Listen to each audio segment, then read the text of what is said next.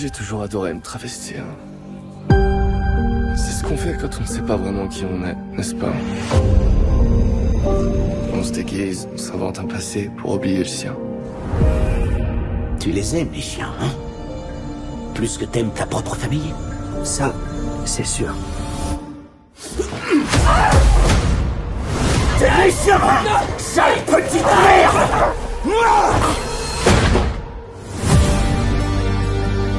Et vous n'aviez personne d'autre qui vous montrait de l'attention ou un peu d'affection?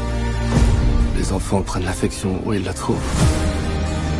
Ce sont mes bébés.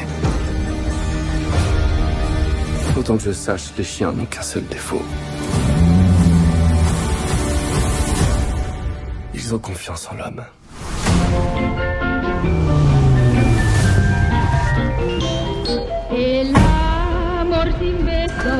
Voyez-vous, alors que le monde réel me rejetait constamment. Tu es le diable. Je vais te renvoyer à l'enfer. Je me suis adapté.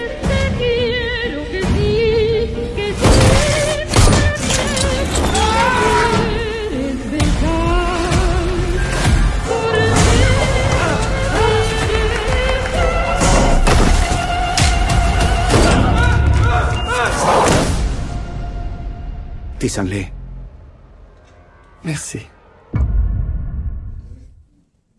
Quand elle sortait, elle courait à quatre pattes et elle faisait ouf ouf.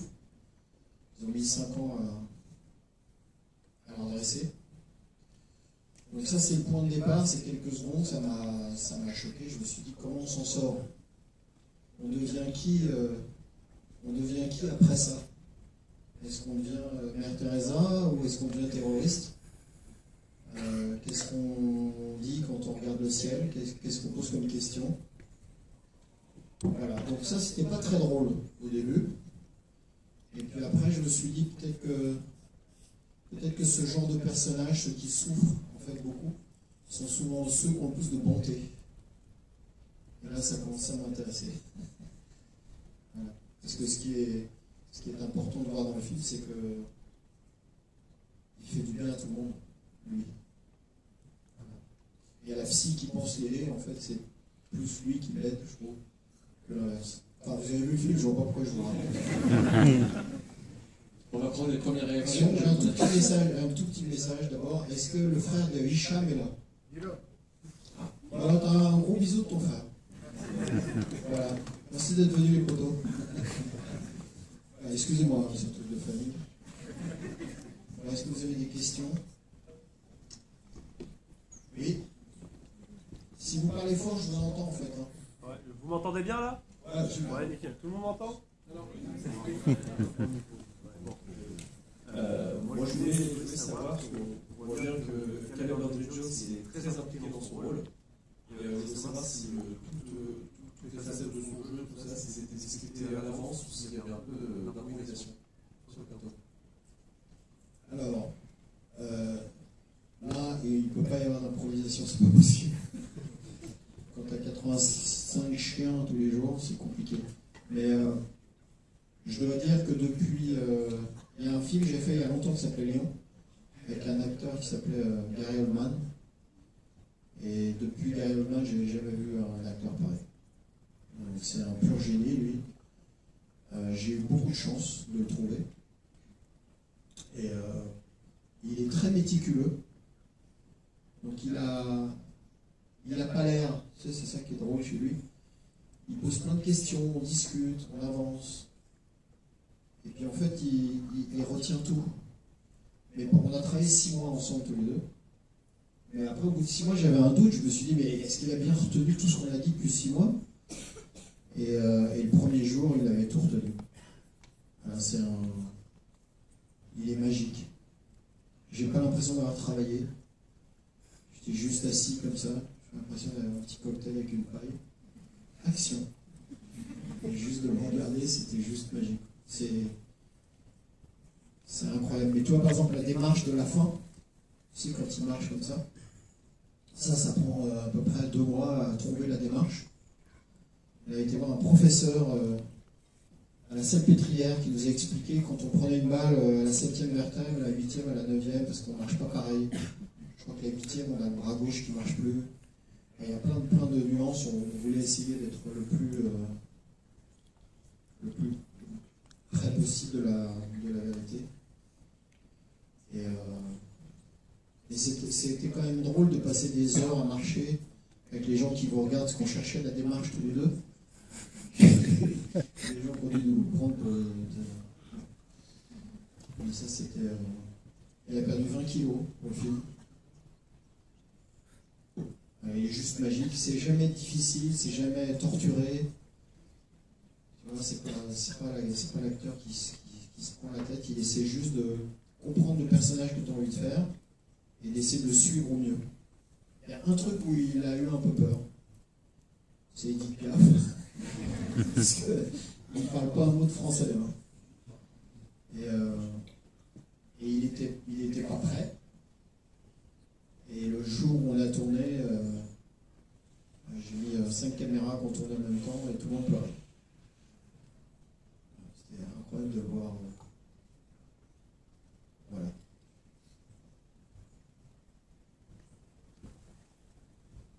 Vas-y.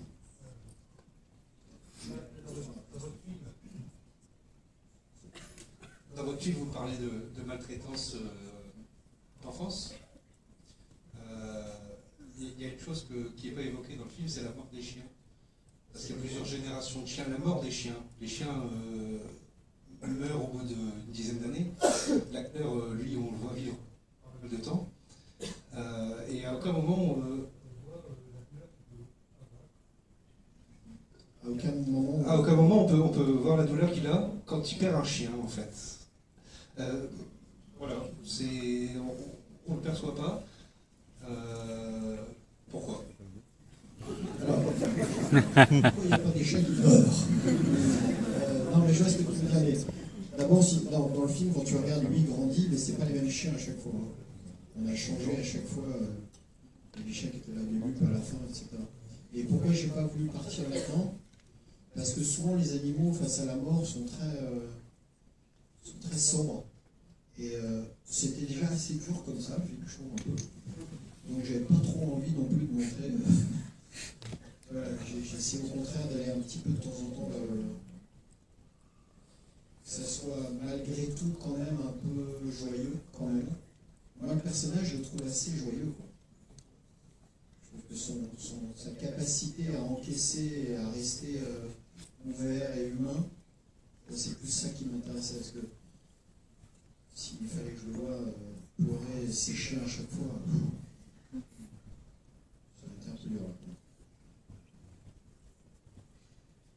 Bonjour, alors j'ai une petite question ici. Je vais le voir. Ah oui, c'est. Alors, dans votre film, vous avez un cast international et. Excuse-moi, est-ce que tu peux parler un tout petit peu plus fort parce que je m'entends pas?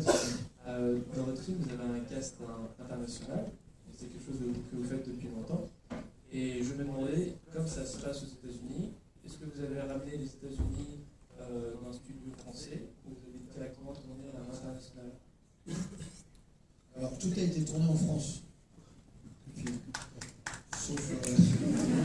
Ça fait longtemps que je fais ça. Hein. Tous les Taken, les transporteurs, c'est tout tourné en France à chaque fois. Là, on a tourné 5-6 jours au New Jersey, pour les extérieurs seulement.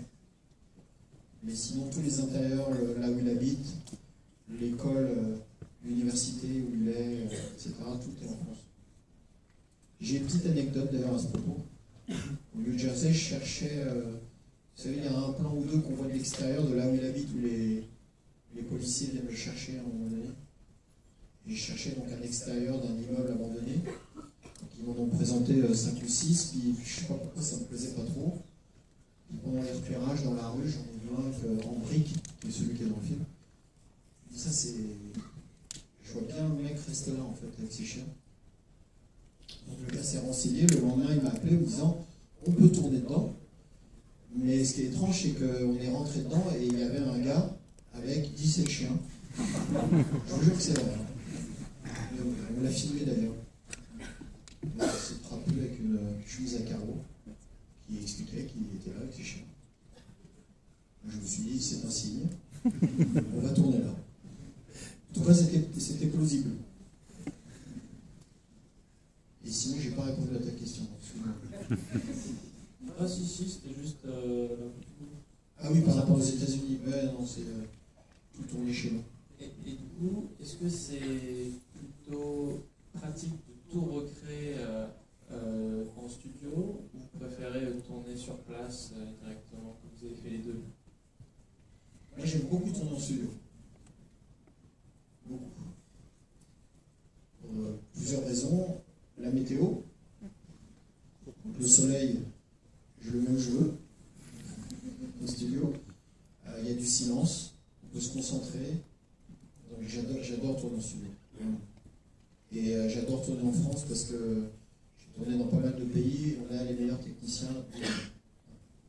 C'est des gens qui sont dévoués, qui font du cinéma parce qu'ils aiment ça, qui vous suivent quoi qu'il arrive. Et vraiment, ça fait partie des meilleures équipes que j'ai vues dans ma carrière. Par contre, les chiens, il y avait 3 stars américaines qui sont venues avec leur dresseur, leur petit camion. Il y avait beaucoup de mal à se mélanger avec les autres. C'est un peu leur star, quoi. Vous voyez les autres chiens, genre, je ne vais pas jouer avec ça quand même. Et les 3, c'est ceux qu'on voit le plus, c'est Polly, Molly et Mickey.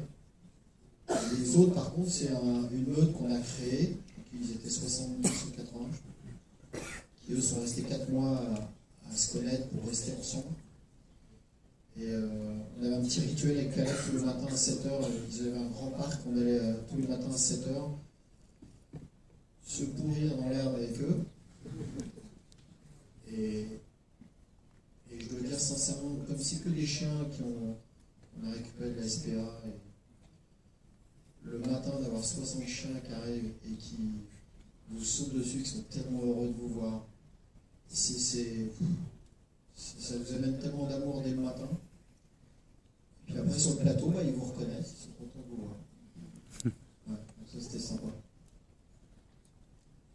Il y a beaucoup de techniciens qu'on a adoptés. Je crois qu'ils ont presque tous été adoptés à la fin. Trouver des maîtres.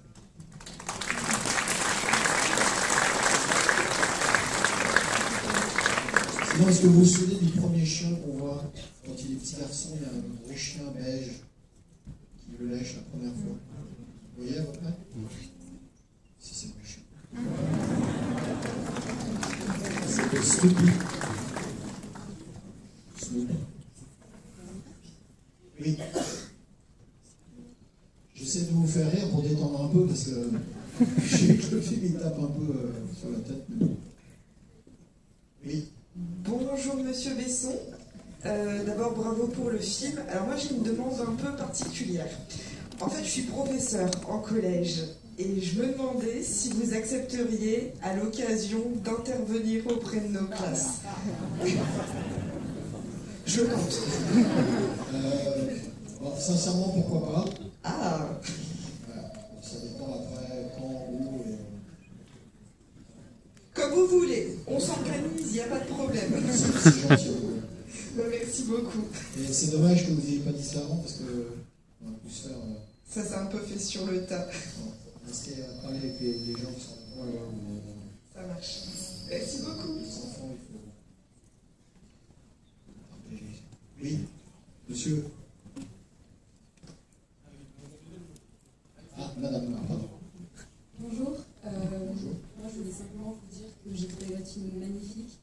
C'est-à-dire, par rapport à tout ce que j'ai vu, ça m'a vraiment beaucoup ému. À des moments où je ne m'attendais vraiment pas à pleurer, pour le coup, c'est magnifique. Il y a des moments où on criait, vraiment, on est passé par toutes les émotions. J'ai trouvé ça ravissant. Et que ce soit dans la beauté des plans, dans l'histoire, la manière dont vous avez mixé la violence et la poésie. Vraiment, c'était magnifique. Merci beaucoup.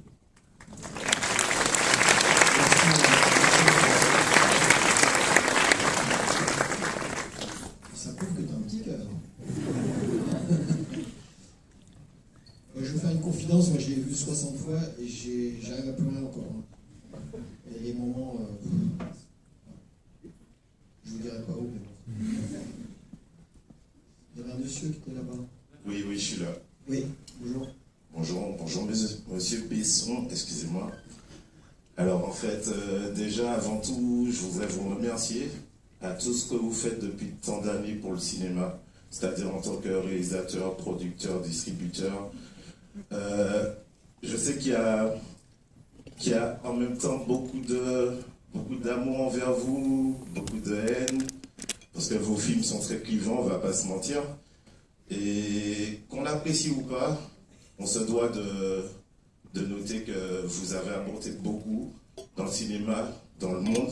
C'est-à-dire que grâce à vous, on a des 3 enterrements, des frontières qui sortent. Vous voyez ce que je veux dire? Vous donnez votre chance, leur chance à des artistes couillus, ou peu importe, avec des idées que d'autres producteurs ne vont pas financer. Donc merci, déjà, premièrement. Et puis, ouais, je suis un peu ému de vous voir et de vous parler, en fait, la gamme, sérieux. Donc voilà, c'est pour ça que je tremble un peu, que voilà. Ça se voit pas du tout. Oh, ça se voit pas du tout, bien sûr. Et du coup, je voulais savoir, en fait, quelle est votre position par rapport à l'industrie actuellement.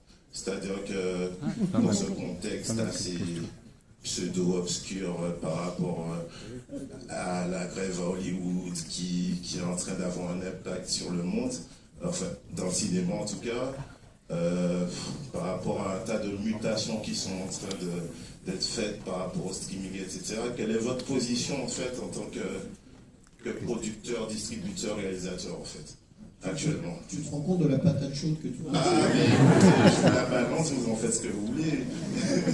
Du coup, ouais. D'abord, j'essaie pas de me défiler, mais il y a un truc que j'essaye depuis quelques années, c'est d'essayer de se recentrer sur ce qui est le principal. Il y a eu quelques années où, grâce à vous, il y a eu des films qui ont eu beaucoup de succès. On s'est retrouvé avec de l'argent, on s'est dit, qu'est-ce qu'on fait? Bon, on va faire des films. Et la société a grossi, avec plein de gens. Des fois, je voyais des affiches de films, il y avait marqué Europa, je ne savais même pas que c'était nous. Et tu te perds un peu là-dedans, par plaisir, parce que c'est que des films, donc tu vois pas le mal, toi, tu te dis, oh, c'est super, on avance, avec effectivement des gens qui adorent, des gens qui n'aiment pas, c'est normal. Mais le Covid, où on est tous restés chez nous, 2 ans, je pense qu'on essaie toujours d'essayer de trouver quelque chose de bien dans ce qui est mal. Et ces 2 ans-là, moi, mon cerveau a fait quoi? À me recentrer, et je suis revenu vraiment à mes premiers amours. Mes premiers amours, ça se passe à 4h du matin avec un stylo dans la main. Et j'ai pris un plaisir de malade pendant 2 ans à réécrire et à parler à moi-même, aux autres. Et je suis content de revenir dans une zone où que j'ai un tout petit peu, pas consciemment, mais un peu délaissé, parce que le tourbillon du succès, on parle là-dedans.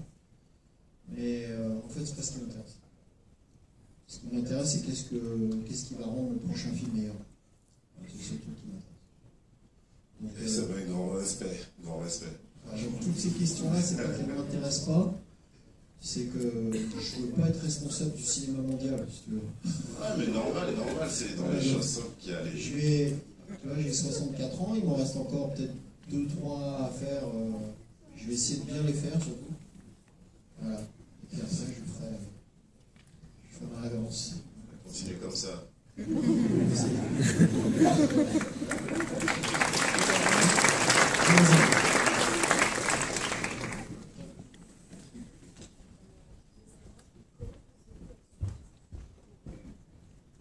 Comment?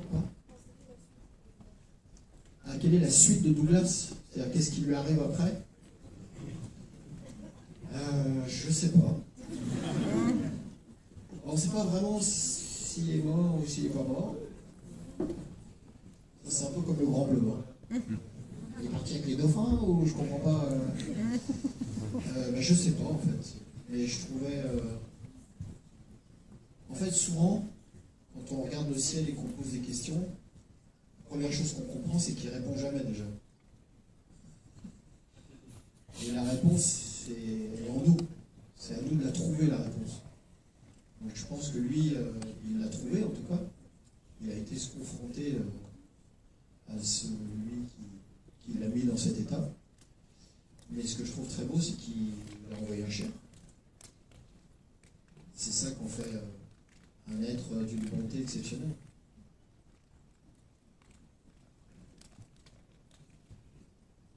Bonsoir monsieur, tout d'abord je voulais d'abord vous féliciter pour votre film que j'ai beaucoup aimé, voilà.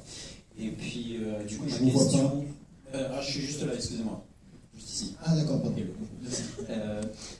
Du coup ma question concernant votre film, c'était concernant l'acteur principal. Je voulais savoir si il s'était inspiré de Joaquin Phoenix, notamment dans le Joker. Car j'ai trouvé que sa prestation était très semblable sur certains aspects au personnage du Joker. Alors, j'ai déjà lu ça et je suis absolument pas d'accord avec vous. Alors, pas du tout. Le Joker, c'est la revanche. C'est quelqu'un qui va utiliser le mal qu'il y a autour de lui pour se venger et devenir le méchant. C'est exactement l'inverse du personnage de Douglas, qui est beaucoup plus inspiré de Elephant Man. Voilà, ça c'est une vraie inspiration, Elephant Man, c'est-à-dire le principe du monstre qui repousse, qu'on va commencer à connaître et qu'on va finir par aimer. Voilà, c'est ça la démarche du film, donc c'est pas du tout... Alors en soi je suis tout à fait d'accord avec vous sur cet aspect-là, je pense que c'est plus dans sa, on va dire... un peu sa morphologie d'une certaine manière, sa façon un peu de s'exprimer avec son corps, comme on peut voir dans le Joker et tout, quand il danse par exemple. Et là en l'occurrence c'est plus le chant ou ce genre de choses. Donc voilà, je parlais plus. Donc c'est pas la danse. Oui, pas la danse exactement, mais je veux dire, non mais c'est bon parce que souvent dès qu'on a 2 points on essaye de faire une droite. Oui. Il y a Félix qui est un acteur merveilleux. Pour la petite anecdote, je l'ai rencontré quand il avait 16 ans. Je lui ai proposé un petit rôle dans le 5e élément. Et les dates correspondaient pas. Il est très timide. C'est un acteur merveilleux, Joaquin, aucun souci. Mais sincèrement, je peux pas... pour moi, les 2 personnages les plus proches de Douglas, c'est Elephant Man et Forrest Gump. Ouais, c'est vraiment mon inspiration. Forrest Gump, c'est ce personnage un peu lunaire qui est complètement à côté de la plaque et qui arrive des trucs incroyables toute sa vie. Et tu vois, quand d'un seul coup il cherche du travail et qu'il trouve un travail dans un cabaret alors qu'il a des gens en fer et qu'il fait des guitares, c'est Forrest Gump. C'est pas du tout Joker, que par ailleurs j'aime beaucoup. Et est-ce que vous avez une idée si on aura un Lucie 2 ou pas? La transition. Non, je sais pas. Sincèrement, je sais pas. J'essaie de... Alors, j'en ai écrit 3 ou 4 là. Et je sais pas lequel je vais faire, mais je préfère prendre le risque d'arriver avec des choses un peu nouvelles. Tu vois, donc je sais que des fois les gens ne suivent pas parce que justement c'est trop différent. Mais je préfère ça. Et quand j'ai fait Nikita, on m'a dit de faire Nikita 2. Quand j'ai fait le Grand Bleu, on m'a dit de faire le Grand Bleu 2. Quand j'ai fait Lucie, on m'a demandé de faire Lucie 2. En fait, c'est pas très excitant pour celui qui le fait. Je préfère essayer de changer. Et pouvoir voir Lucie, c'est bien. Bonjour. Bonjour. Bonjour. Alors, merci pour ce film qui montre du coup, notamment la relation entre les hommes et les chiens dans des contextes plus difficiles que dans les beaux films où le chien court autour de la maison. Moi, je suis moi-même bénévole dans un refuge, donc c'est touchant aussi de voir ces chiens représentés. Ma question, du coup, c'était est-ce qu'il y a eu un choix au niveau des races de chiens qui ont été utilisées tout au long du film pour représenter divers aspects d'un chien? D'abord, félicitations, parce que vous êtes bénévole. Merci. Bravo.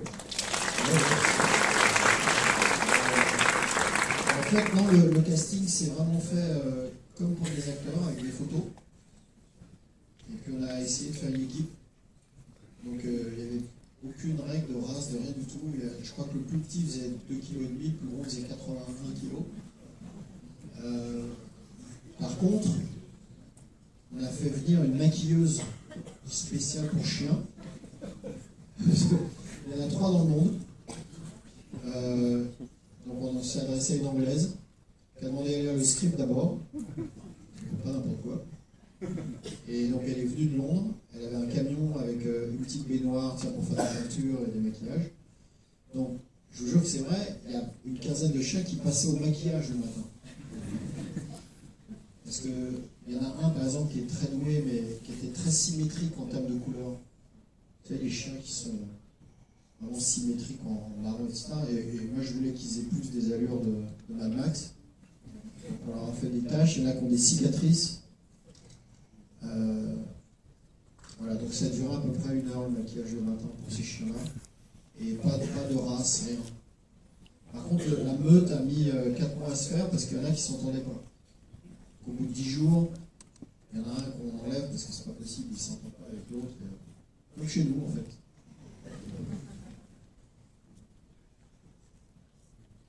Oui, il y a une relation qui... Bonsoir. Bonsoir. Je me demandais dans la création du personnage, comment ça vous est venu cet aspect transgression du genre, enfin, comment et pourquoi c'était important pour vous qu'au-delà d'être entouré des chiens, qu'il y ait aussi cette histoire de se transformer, devenir quelqu'un d'autre? En fait, j'ai essayé de lire pas mal de choses et quand on est dans cette situation-là,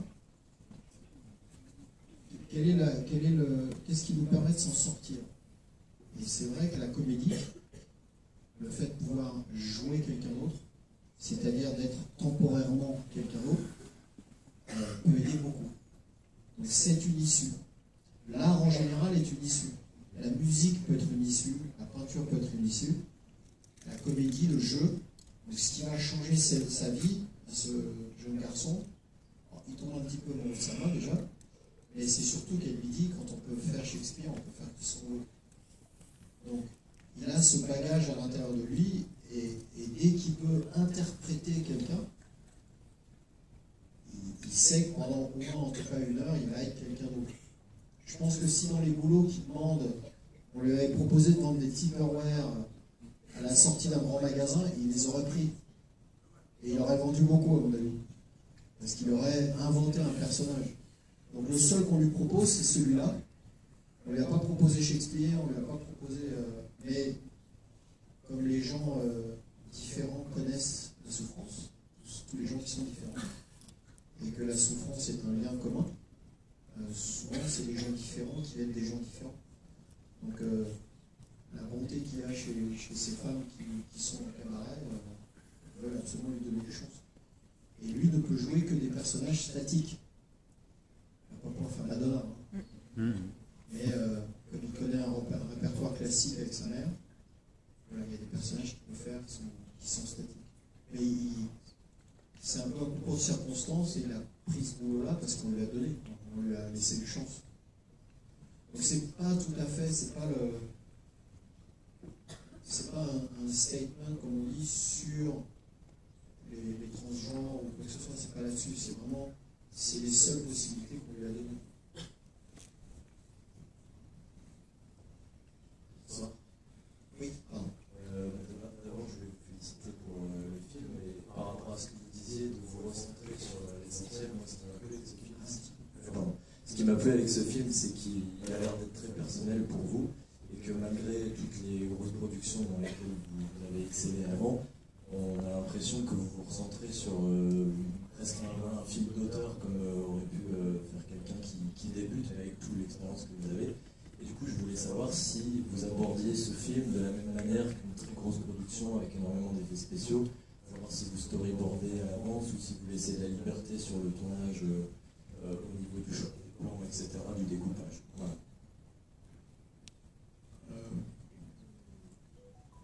Non, il me tenait à cœur, celui-là, et j'ai vraiment travaillé.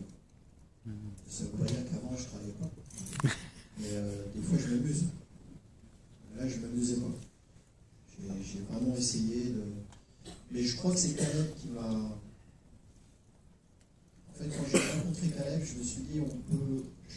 pas fait le film si je n'avais pas trouvé Caleb. Parce que c'est impossible. D'ailleurs, quand il a lu le script, il m'a appelé en rigolant.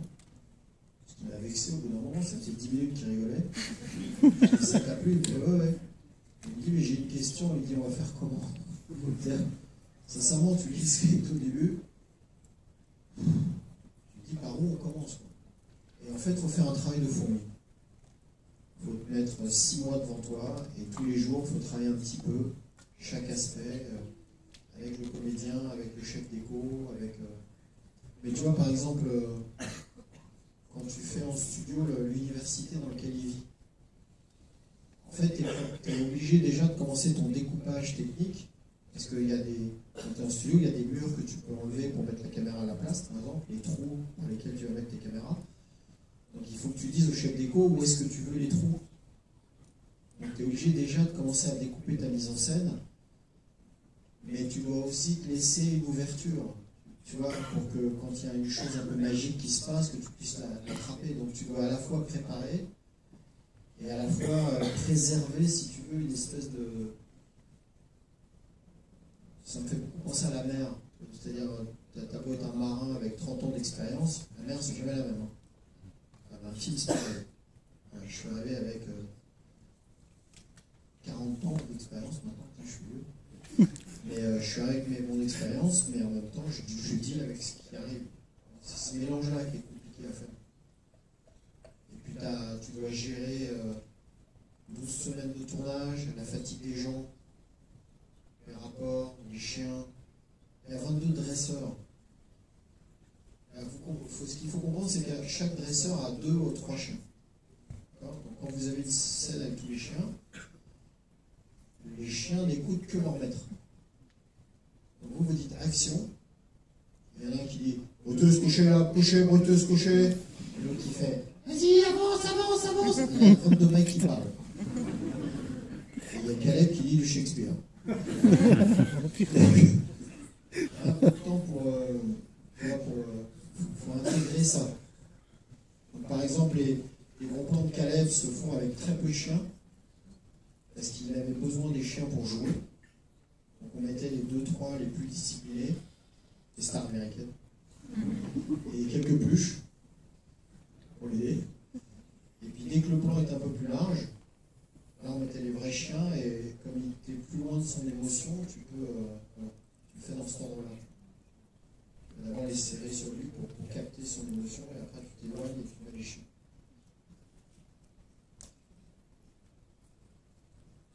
Bonsoir. Bonsoir. Je me charge un peu de la question introspective de la soirée, mais c'est un peu en prolongation de la question de monsieur. Moi j'ai découvert le cinéma, j'avais 15 ans, et je sais pas pourquoi, j'ai toujours un peu assimilé ça avec beaucoup de scènes d'action. Et là, j'avais l'impression qu'il y en avait beaucoup moins, que c'était beaucoup plus centré sur le personnage et sur des dialogues profonds et touchants. Et je voulais savoir en fait si c'est le fait que vous avez écrit pendant le Covid ou bien l'acteur en lui-même qui vous avait influencé. Et ma deuxième petite question, c'est où sont les Golden Retrievers, quoi? Écoute, je ne crois pas qu'on écrive des films à 20 ans de la même façon qu'à 60. Alors, on n'est pas le même. La vie est passée par là avec ses orages et ses rayons de soleil. Et je crois que tout simplement l'envie change. Essayer de faire manger un sushi à un enfant de 7 ans, c'est pas possible. Hein. Mais par contre, à 40, c'est un peu comme tout. Le cinéma, c'est un art jeune. C'est le dernier. Il y a un peu de tout dans le cinéma. Il y a un peu de la musique, il y a de l'architecture, il y a tous les autres arts. Donc en fait, ça s'adresse souvent à des sentiments assez jeunes. J'étais incapable d'écouter du classique à 14 ans. Et puis petit à petit, avec le temps, on s'aperçoit que ah bah tiens, c'est pas mal Mozart quand même. Puis on avance. Donc oui, c'est vrai que tu changes. Et puis il y a aussi un autre truc, c'est que dans les années 90, il y en a plein qui n'étaient pas encore des grandes personnes, Et dans les années 90, on était dans une société assez bourgeoise, où tout allait bien, un peu cossu, et quand tu arrives en âge, tu veux mettre des coups de pied dans cette société. Donc les Léon, les Nikita et tout ça, ça correspond aussi à cette envie de pousser le cinéma de papa, entre guillemets. Et là, je trouve que depuis 10 ans, on est dans une période où on a plutôt envie de donner des caresses, et plus les coups de pied.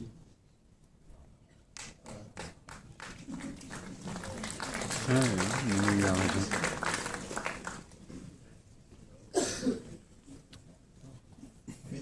Bonjour. Pardon pour mon français. Puis-je poser la question en anglais? Il faut parler plus près, madame. Pardon. Puis-je poser la question en anglais? Oui. Ah, thank you so much. Tout le monde est bilingue. Désolé. I realize you pick like kind of loves to show for your movies, like Leon, like it was true love, and Fifth Element, it was true love, and also Roman, it was for me more true love. Is this a subject for you? Special subject for you or not? J'ai rien compris. What's different? There's one word that I didn't understand. What's the common point between these three? Pure love. Ah, pure love. Yes. Is it a common subject for you or a special subject for you?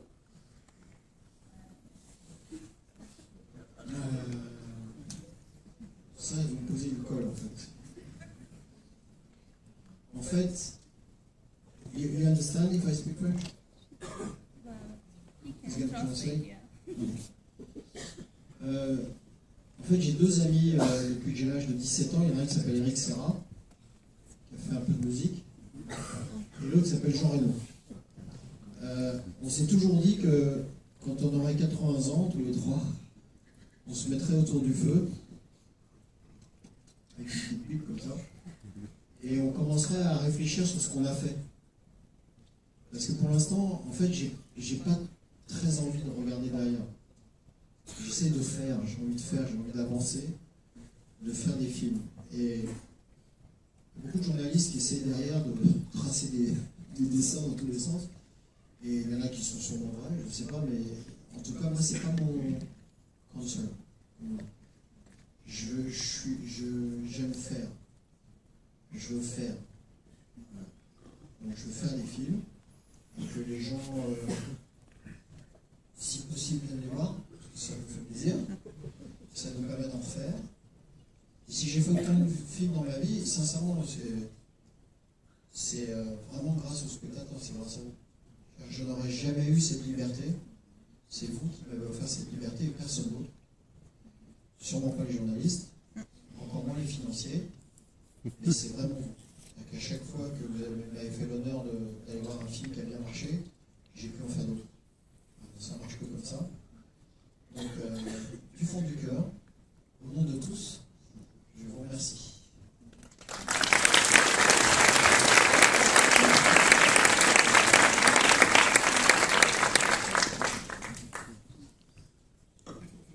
Vas-y, monsieur. Bonsoir. Parle bien fort. Bonsoir. Attends, juste 2 secondes, parce qu'il a mal au bras, là, ça fait... Dis-moi. Vous scénarisez beaucoup de films comme ça. À quel moment est-ce que vous décidez de les réaliser ou de les déléguer comme avec Arthur Malik? À quel moment je décide de réaliser un film ou plutôt de le produire ou de déléguer quelqu'un d'autre? C'est ça.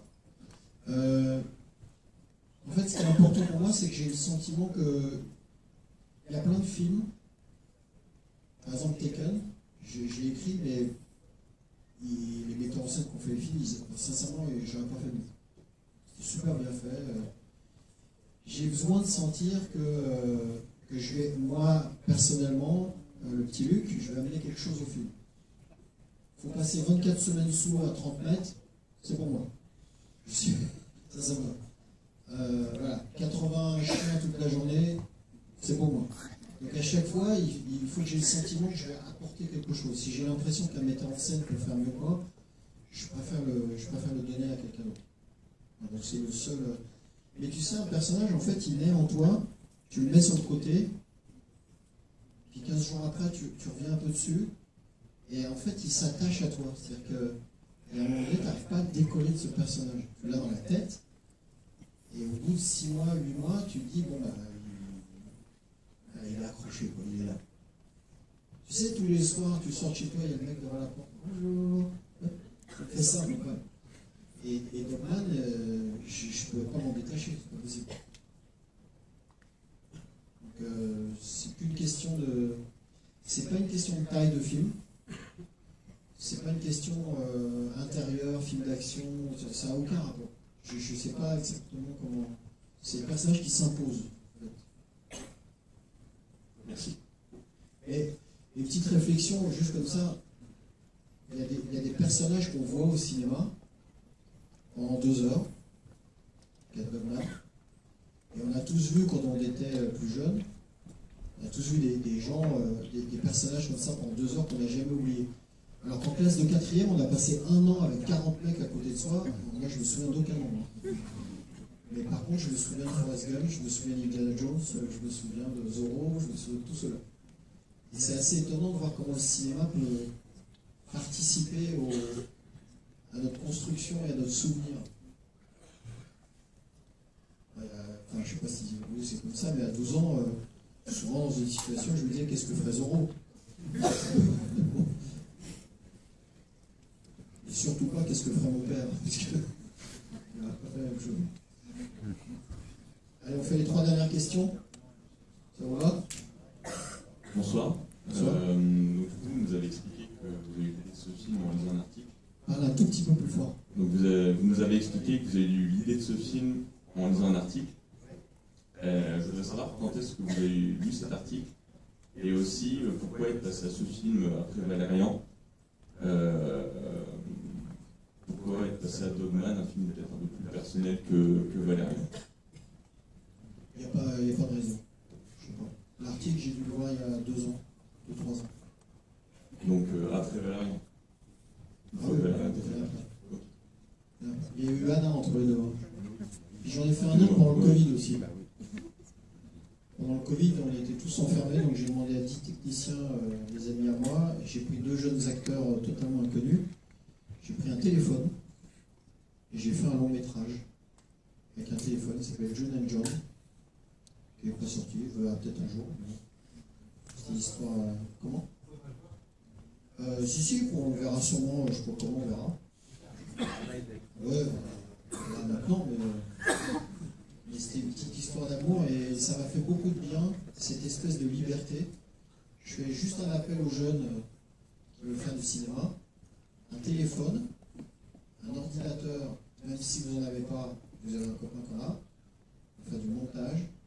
Vous avez le plus gros réseau de distribution au monde qui s'appelle YouTube. D'accord ? Sincèrement, si j'avais 17 ans aujourd'hui, je ne décolle plus moi. Je fais ça toute la journée. Vous ne vous rendez pas compte de la chance qu'ont les jeunes aujourd'hui. Le film, je l'ai fait avec le téléphone, c'est juste... sincèrement, si un jour vous voyez le film, il faut vraiment le savoir pour voir que c'est un téléphone. Petite parenthèse, moi quand j'ai commencé à 16 ans, d'abord il faut que je tombe 4 pelouses pour avoir un peu d'argent, pour acheter 3 minutes de pellicule en Super 8. Il faut que j'aille demander à mon voisin qui me prête sa caméra, je tourne mes 3 minutes muettes, je le mets dans une enveloppe jaune que j'envoie à Kodak en Angleterre, qui met 6 semaines à revenir. Et quand je récupère mes 3 minutes, j'ai une toute petite machine avec la manivelle à la main pour regarder mes 3 minutes. D'accord ? Je pars de là. Donc, vous avez un téléphone avec un ordinateur, c'est un truc de dingue. Vous ne vous rendez pas compte de la chance que c'est. Donc, oubliez les circuits traditionnels pour tous les jeunes qui m'écoutent. N'essayez pas d'aller convaincre les studios, etc. Ça ne sert à rien du tout. Prenez votre téléphone et allez-y. Voilà. Un message pour les jeunes. Les deux dernières.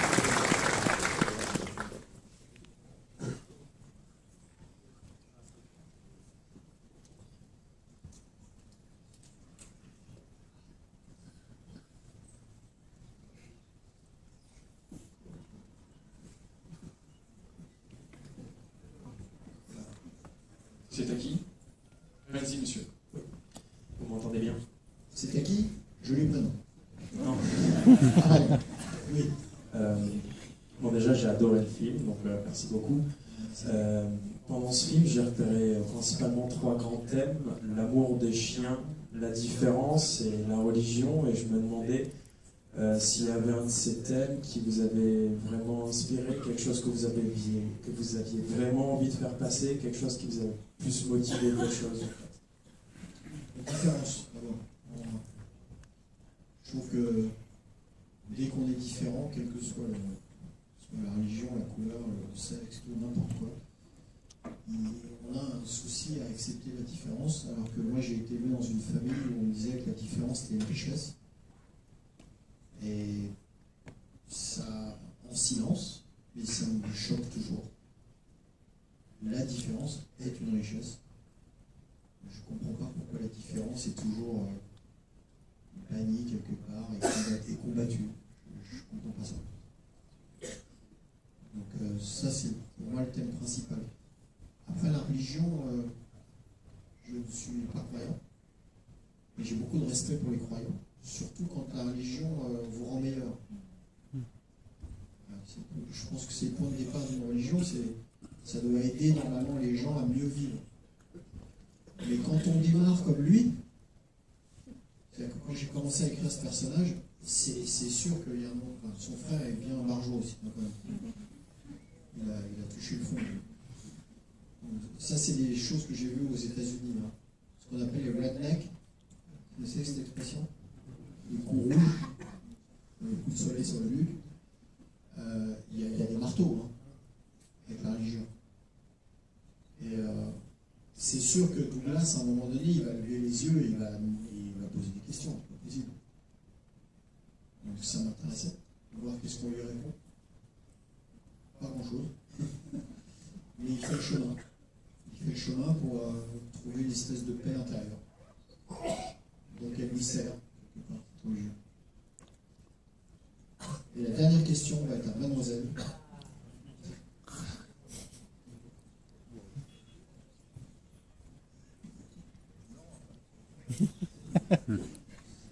Alors, félicitations, vraiment. Je me demandais, est-ce que vous, pour créer ces personnages, est-ce que vous vous inspirez plus des autres ou de vous-même, ou un peu tout ce que vous avez autour de vous? Et est-ce que chaque personnage que vous créez reste avec, est-ce qu'il vous change après avoir fait un film, par exemple? Est-ce que vous vous sentez changé? Et est-ce que vous prenez certaines facettes de ces personnages pour vous transformer, entre guillemets?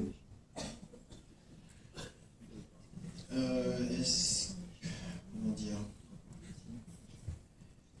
D'abord déjà, dans ma tête à moi, c'est un petit peu bizarre, mais ils sont tous vivants. C'est des gens que je connais. J'ai passé des mois avec eux. Je les ai fait parler. Donc je les connais bien. Et c'est mes amis. Vraiment. Donc de temps en temps, je les vois. Et est-ce qu'il y a de moi dedans? Oui, tout le temps. Il y a toujours un tout petit bout de moi. Voilà. Je suis un peu Enzo. Si. Un peu. Mais oui, je suis un peu Douglas. On se projette quand même dedans, quoi. Alors c'est très dilué et très caché, quoi. Mais un bon psychiatre, il arriverait à retrouver, le truc. Bon, il coûterait 900 €, mais bon, pour l'instant, en tout cas, j'aime beaucoup ces personnages. Et j'ai un ami dessinateur qui m'avait envoyé un dessin un jour qui m'avait vraiment sincèrement qui m'a tellement ému. Il m'avait juste dessiné sur une chaise comme ça, et il avait mis tous les personnages dessinés autour de moi, avec Léon, avec tout le monde. Et c'est tellement mignon, quoi. Et